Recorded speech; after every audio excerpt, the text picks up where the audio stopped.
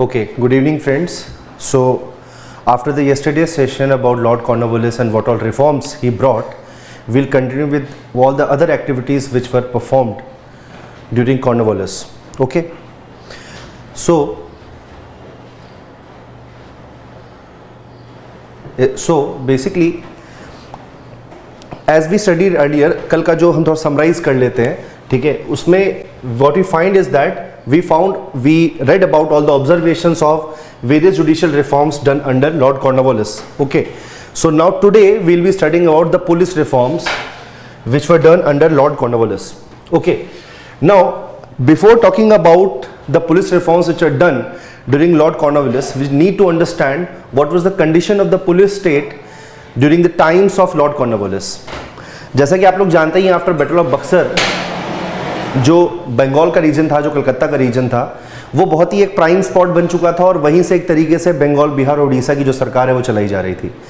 लेकिन जो कलकत्ता का रीजन था वो because of dual system which we read in the Robert Clive's class which was later on was dropped during Warren Hastings governor generalship. Because of these all confusions, जो कलकत्ता के आसपास का area था वो एक बहुत ही बैड लैंड बन चुका था. वहाँ पे बहुत सारी इश्यूज आ चुके थे. वहाँ पे डेकोइटी बहुत बढ़ गई थी और लॉलेसनेस हो चुका था पूरे उस एरिया के अंदर, क्योंकि अकाउंटेबिलिटी नहीं थी किसी भी तरीके की. एग्जैक्टली किसकी ड्यूटी है चेक करना. जो ब्रिटिश कॉलोनियल ऑफिसर्स वहाँ पे काम कर रहे थे, they had no idea about how the ruffians operate in that field, और पूरी तरीके से लॉ एंड ऑर्डर जो था वो चरमरा चुका था. तो ये सब देखते हुए लॉर्ड कॉर्नवालिस कुछ पुलिस रिफॉर्म्स लेकर आए. ओके, जिसके अंदर सबसे पहले तो ये किया गया कि right at the starting of his tenure in 1787 itself, जो पावर्स हैं पुलिस सुपरिटेंडेंट के, वो डिफाइन किए गए. क्योंकि अगर पावर्स ही डिफाइन नहीं हो पाएंगे तो फिर एग्जैक्टली रिस्पॉन्सिबिलिटी और अकाउंटेबिलिटी भी डिसाइड कर पाना बहुत मुश्किल हो जाता है. तो यहां पर पावर्स डिफाइन किए गए.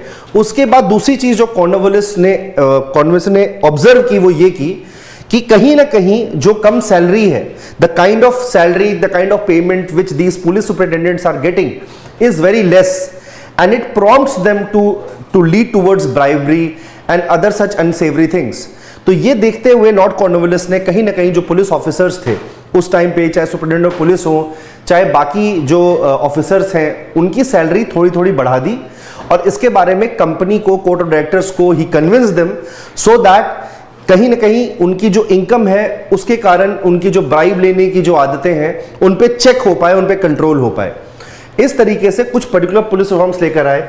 इसके अलावा एक बहुत ही बड़ी चीज की वो ये कि जो जमींदार थे, जो कि पुराने इंडियन सेटअप के अंतर्गत के, जैसा कि मैं आपको पहले ही बता चुका हूं ये बात कि कहीं ना कहीं जब वॉरेन हेस्टिंग्स जो है, he tried to provide a continuity in the judicial and police activities as they were in greater Mughals times. So in greater Mughals time कहीं ना कहीं एक हवलदार करके पोजीशन हुआ करती थी, जो कि एक विलेज में या आसपास के एरिया में जमींदार के हेल्प से वहां पे पुलिस एक्टिविटी, पुलिसिंग का काम करते थे. तो जमींदार जो थे वो काफी देर तक, काफी दिनों तक, काफी सालों तक they were involve in policing work. They used to arrest someone और दे यूज्ड टू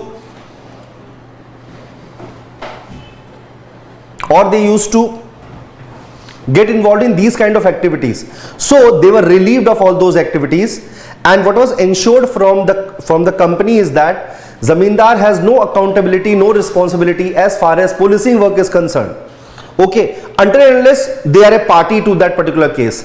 अगर वो उस केस में एक पार्टी है, अगर उन्हीं के घर में चोरी हुई है या फिर उन्होंने चोरी करवाई है, तो ऐसे केसेस में ही जमींदार का रोल जो है वहां पे आ पाता था. अदरवाइज जमींदार को पुलिसिंग वर्क से दूर कर दिया गया था. तो ये कुछ चीजें की गई थी. इसके अलावा एक और काम किया गया था कि जो कंट्रोल ऑफ डिस्ट्रिक्ट पुलिस है, जो डिस्ट्रिक्ट की जो पुलिस है उसका कंट्रोल जो है वो इंग्लिश मजिस्ट्रेट्स को दे दिया गया था. ठीक है, ये तो मैंने आपको पहले भी बताया था कि किस तरीके से इंग्लिश मजिस्ट्रेट्स को पुलिसिंग वर्क, मजिस्ट्रेट वर्क में जो डिस्ट्रिक्ट जज का पोस्ट बनाया गया था. तो ये कुछ इनोवेशंस, ये कुछ रिफॉर्म्स लेकर आए थे कॉर्नवालिस, जिस तरीके से सेपरेशन ऑफ पावर को इंश्योर किया था. ये सब हम पिछली क्लास में पढ़ चुके हैं. ठीक है, तो वैसे ही जो डिस्ट्रिक्ट पुलिस का कंट्रोल है वो कहीं ना कहीं इंग्लिश मजिस्ट्रेट्स को दे दिया गया था. और एक बेटर गवर्नेंस के लिए जो एक डिस्ट्रिक्ट का एरिया है वो 400 स्क्वायर माइल्स, 400 स्क्वायर माइल्स के बेसिस पर डिवाइड कर दिया गया था. and a particular superintendent of police was placed in all those areas. So basically it means that per 400 square miles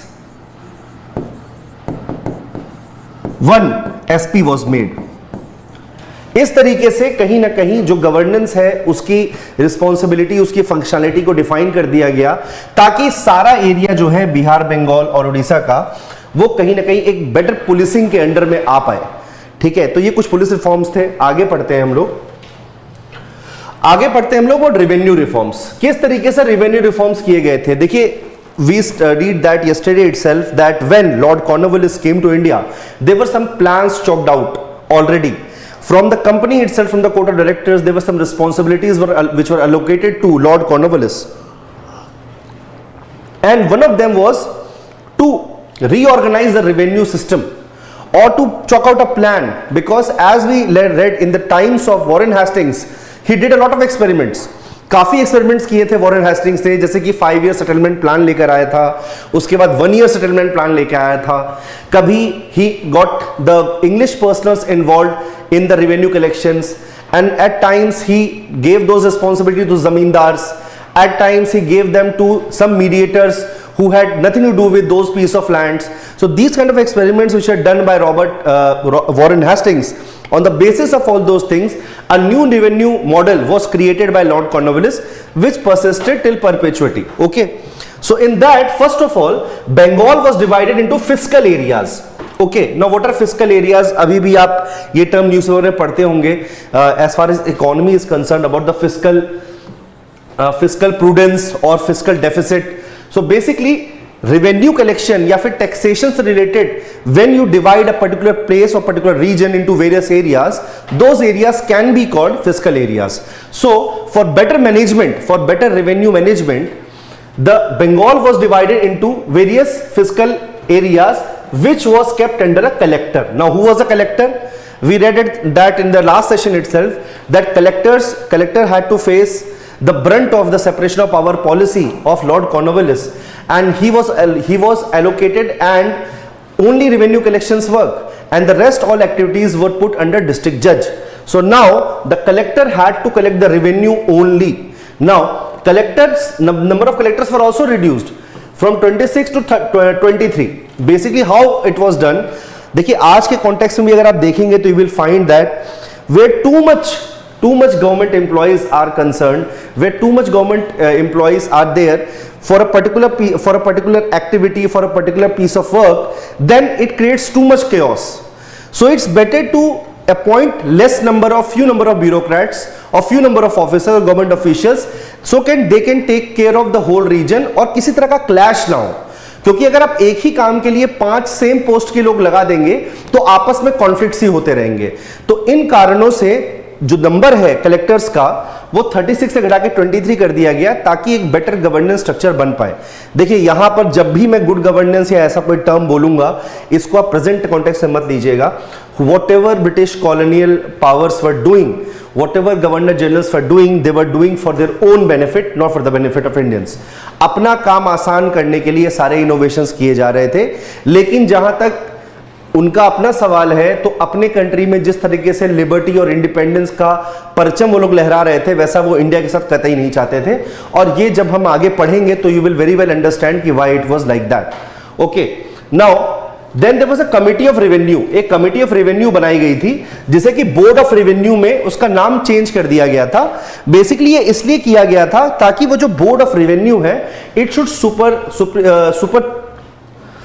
superintendence of all the collectors, जितने भी collectors हैं उनको सुपरवाइज करने के लिए बोर्ड ऑफ रेवेन्यू बनाया गया था. ओके, तो ये बोर्ड ऑफ रेवेन्यू का काम ये था कि भाई अगर कोई पर्टिकुलर कलेक्टर ठीक से काम नहीं कर रहा है, रेवेन्यू कलेक्शन ठीक से नहीं कर रहा है, तो दे विल रिप्रिमाइंड हिम और her. At that point in time there was no her.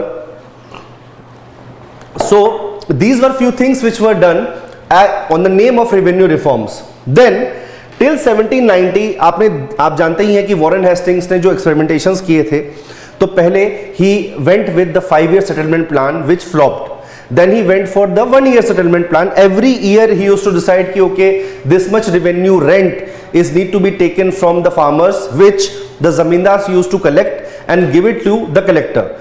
So that particular 1 year settlement plan was continued till 1790, and in 1790 Lord Cornwallis along with John Shore and all these officials, they decided on a particular settlement plan which was a 10-year settlement plan. But in 1793 that 10-year settlement plan was again dropped, and the settlement plan was continued and was declared to be continued till perpetuity, जिसको कि हम आज permanent settlement के नाम से जानते हैं. Permanent settlement एक बहुत ही इंपॉर्टेंट टॉपिक है, इसके बारे में हम डिटेल में पढ़ेंगे आगे. लेकिन अभी किस तरह के रिफॉर्म्स किए गए हैं उसका एक जिस्ट, उसका एक इंट्रोडक्शन मैं यहां पे दे रहा हूं.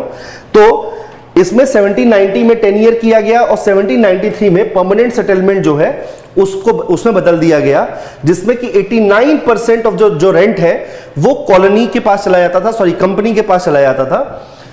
तो बेसिकली अगर सपोज कीजिए एक फार्म से 100 यूनिट्स, अगर आप मान के चले 100 units of production is being done, then if the rent is fixed at 10, then in this 10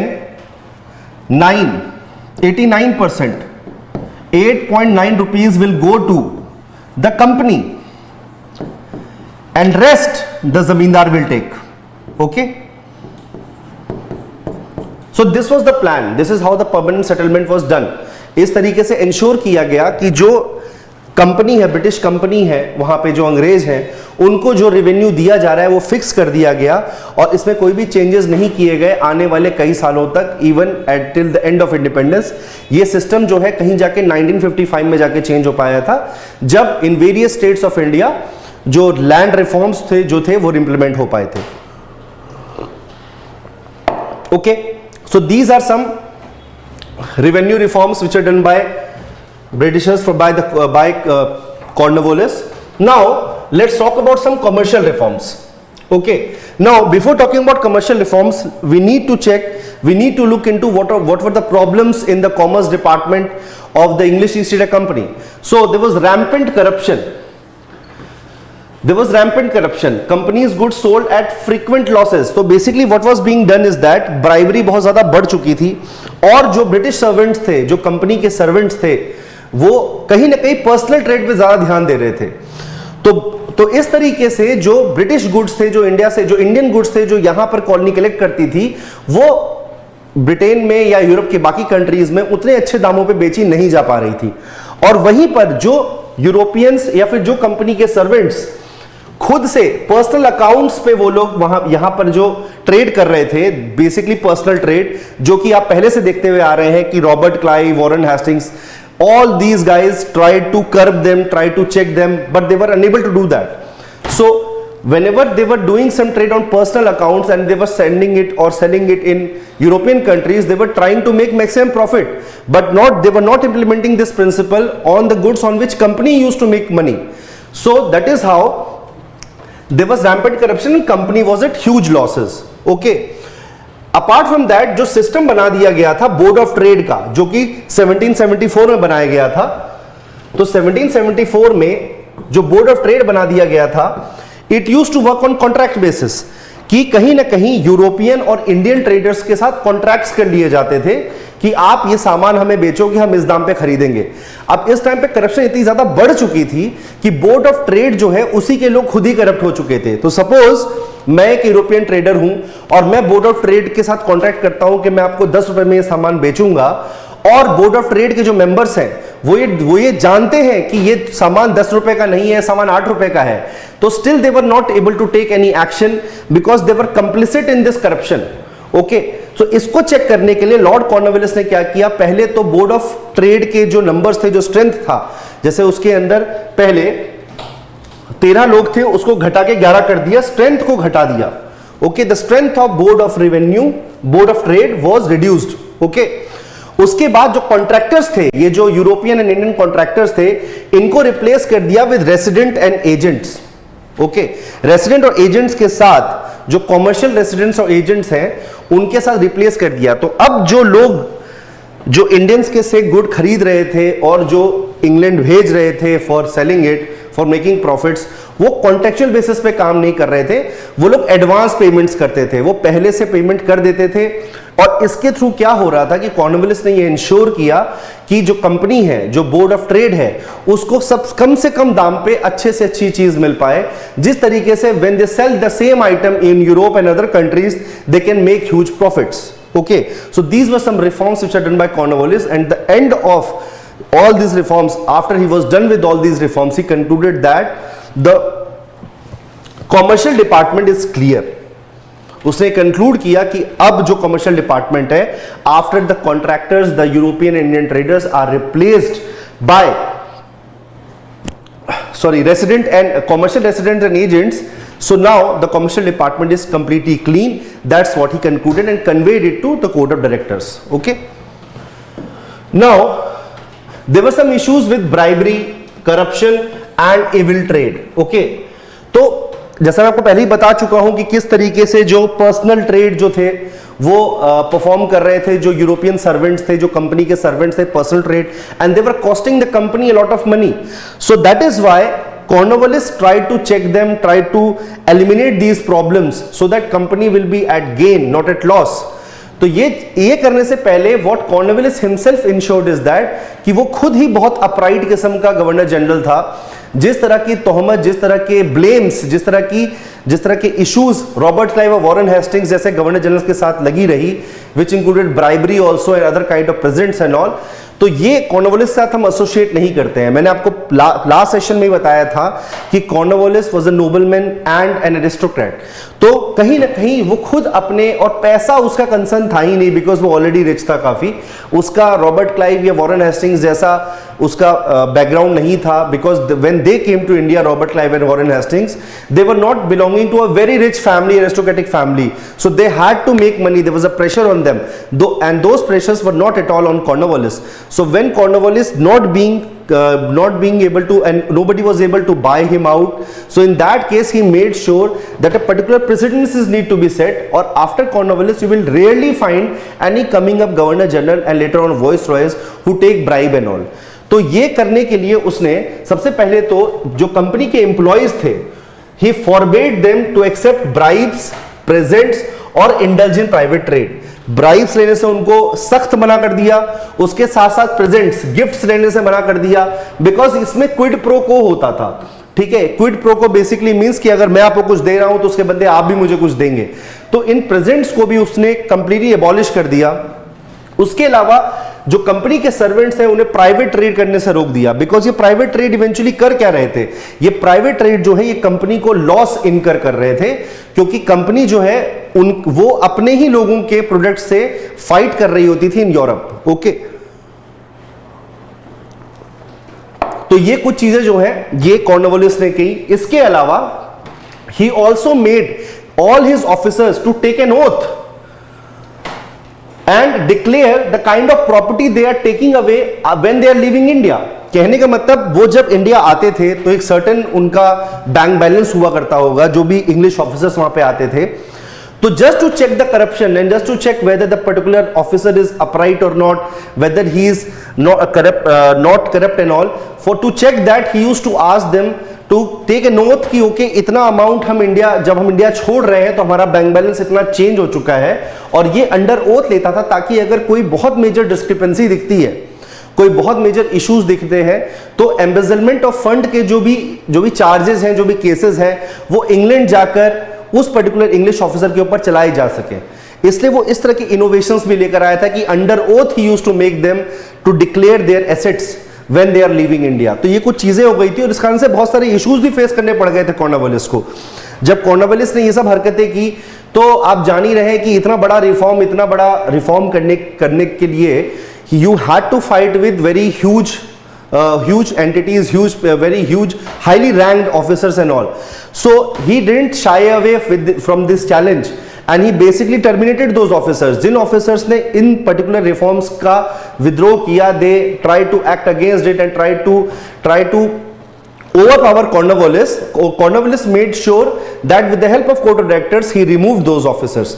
इस तरीके से कहीं ना कहीं अपने रिफॉर्म को कॉर्नवालिस ने बचाया और उसने उसको आगे बढ़ाने में पहल ली. Okay, and apart from that he did, देखिए कभी भी क्या होता है ना, जैसे हमारे यहाँ भी ये टर्म यूज किया जाता है, कैरेट एंड स्टिक पॉलिसी होता है, हमारे यहाँ भी साम दाम दंड भेद कहा जाता है। तो ऐसा नहीं है कि कॉर्नवालिस के जो एक्शंस थे वो केवल प्यूनिटिव थे बाय नेचर, ठीक है, केवल प्यूनिटिव नहीं थे, साथ ही साथ रिवॉर्ड का भी उसके अंदर एक पार्ट था। ओके, जहां पनिशमेंट था कि भाई आप एम्बेजलमेंट ऑफ फंड नहीं कर सकते, आप करप्शन नहीं कर सकते, कोई करप्शन कर रहा है तो उसको रिमूव कर दिया जाएगा, साथ ही साथ he urged the court of directors to increase the salary of all the English officers in India. उस टाइम पर he made sure that a particular district collector gets at least 1500 rupees, और साथ ही साथ जो भी रेवेन्यू कलेक्शन हो रहा है उसका 1% भी उनको दिलवा रहा था। तो कहीं ना कहीं एक बहुत अच्छी सैलरी पा रहे थे। बल्कि उस टाइम पे तो एक बात और भी काफी प्रचलित थी कि जितनी भी नौकरियां होती हैं अक्रॉस द वर्ल्ड, उसमें सबसे ज्यादा सैलरी की नौकरी जो थी वो इंडिया में काम करने वाले इंग्लिश कलेक्टर्स की थी। तो कहीं ना कहीं इस तरह के मेजर्स जो है कॉर्नवालिस लेकर आया था ताकि ताकि कंपनी को काफी अपराइट ऑफिसर्स मिले, काफी ऑनेस्ट ऑफिसर्स मिले, और वो एफिशिएंटली कंपनी का काम इंडिया में कर पाए। तो ये कुछ चीजें हैं। इसके अलावा he was so much upright, this is an example कि एक बार एक किसी ऑफिसर का रिकमेंडेशन आया था from the prince of Wales himself. Prince of Wales जो उस टाइम पे जो क्वीन थी, उनके हस्बैंड, उनके तरफ से रिकमेंडेशन आया था to appoint a particular person, and Cornwallis was not so sure about that person that he is going to be very efficient officer. So Cornwallis turn down request of the crown itself. He was so much upright, he was so much honest. Okay, so ये कुछ examples हैं, ये कुछ reforms हैं, ये कुछ steps हैं जो कॉर्नवालिस ने लिए ब्राइब्स को चेक करने के लिए, ट्रेड को चेक करने के लिए, प्राइवेट ट्रेड और करप्शन को चेक करने के लिए। Okay, next, Europeanization of administration. Administration का यूरोपनाइजेशन, यूरोप के पॉलिसीज, यूरोप के लोग, यूरोप का सिस्टम, ये थोपना एडमिनिस्ट्रेशन पे इन इंडिया, ये कुछ इसमें काफी कॉर्नवालिस का बिलीफ था। इनिशियल ईयर्स में तो कॉर्नवालिस उतना ही wasn't into these all things, but later on in the later part of his governor generalship what basically we find is that कि उसके जो एक्टिविटीज थी उनमें एक ओवरटोन था और अंडरटोन था of racial discrimination.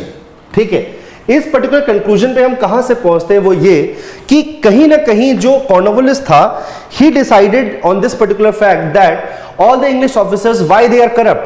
He concluded that because they are getting less salary, चाहे वो पुलिस ऑफिसर्स हो, चाहे वो कहीं ना कहीं सिविल सर्वेंट्स हो, इनके केस में he found is that why they are taking bribes and all, because their salary is very less. And if we try to fulfill their demand, if we try to increase their salary, then there will be no more corrupt. But ये सोच वो Indian officers या Indian जो भी वहां पे काम करते थे इन कंपनी, और जो उन्होंने साथ में रखे हुए थे सबऑर्डिनेट ऑफिसर्स, इनके बारे में ये सोच कॉर्नवालिस ने कभी नहीं रखी। कॉर्नवालिस ने ऑलरेडी डिसाइड कर लिया, क्योंकि ये एक लार्जर गेम था of Britishers of the colony to make the whole Indian nation subservient. ये करने के लिए कहीं ना कहीं अपनी जो थ्योरी थी उसकी कि अगर हम सैलरी बढ़ा देंगे तो करप्शन कम हो जाएगा, ये इंडियन ऑफिसर्स पे कतई नहीं लगाया। उन्होंने ये ऑलरेडी मान लिया, Cornwallis already decided on this particular fact that Indian are going to be less in integrity, they are going to be corrupt and they can never reform. And based on all these prejudices, all these biases which he had and his activities towards racial discrimination, he didn't raise the salary of Indian officers to check whether they commit corruption now or not. हालत ये थी कि कहीं ना कहीं जितने भी कॉबिनेटेड post थे, मैंने कल ही आपको कॉबिनेटेड पोस्ट की बात की थी, जिसको कि मैंने कंपेयर किया था गजेटेड ग्रुप ए जॉब्स के साथ। तो जो भी हायर जॉब्स थी, जैसे एक डिस्ट्रिक्ट के अंदर डीएम की जॉब हो गई या डिस्ट्रिक्ट जज की जॉब हो गई, ये सारी जॉब्स जो है ये कहीं ना कहीं यूरोपियंस के लिए केवल रिजर्व कर ली गई थी। और कोई इंडियन अगर एक्सेप्शनल भी होता था, if he is an exceptional officer, exceptional bureaucrat, he was not raised to these higher ranks. Army के अंदर the maximum they could reach was of jamadar and subedar, ये लोअर रैंक्स हैं। कहीं ना कहीं आज भी ये सूबेदार की रैंक जो है आप ऑफिसर्स के नीचे आती है, इसको सीनियर नॉन कमीशन्ड ऑफिसर भी कहते हैं। देयर इज नो कमीशनिंग, और कमीशनिंग कहीं ना कहीं आप कॉविनेंट से आप compare, right now you can make that similarity. So ये कुछ चीजें थी जो कर दी गई थी, जमादार और सूबेदार तक पहुंच सकते थे। और सिविल अगर एडमिनिस्ट्रेशन की बात की जाए तो मुंसिफ सदर अमीन या फिर डेप्यूटी कलेक्टर तक के पोस्ट तक ही एक इंडियन जा सकता था, और ये हाई रैंकिंग पोस्ट नहीं थी, ये सबऑर्डिनेट पोस्ट थी to the highest officer of that particular area, whether it be district judge or district collector. तो कहीं ना कहीं एक रेशियल बायस था ऑफ कॉर्नवालिस टुवर्ड इंडियंस. अगर उसने ये ट्राई, अगर he was true to his word, if he was so honest and all, then he would have definitely raised the salary of Indian officers also and could have checked whether they still commit corruption or not, and it is quite sure that Indian officers would have definitely come up with flying colors and they would have never committed any kind of corruption and all. But ये reforms जो थे ये Indians के लिए कतई नहीं थे, ये रिफॉर्म्स केवल इंग्लिश ऑफिसर्स के लिए थे, for English companies, goodwill and everything. Okay, so ये कुछ चीजें कर दी गई थी. तो इस तरीके से हमने कुछ रिफॉर्म्स पढ़े. अब नेक्स्ट टॉपिक जो रहेगा हमारा, which will be taking up tomorrow, that will be a permanent settlement. Okay, that's it for today's session. If you have any doubt, you can ask us on the comment section, and I would really ask you all guys to read all these topics from NCERT itself and come up with doubts, and we'll solve it. And in coming classes, after like I guess 2-3 classes, once this topic is over, we'll discuss some questions regarding what all we have read right now. Okay, thank you.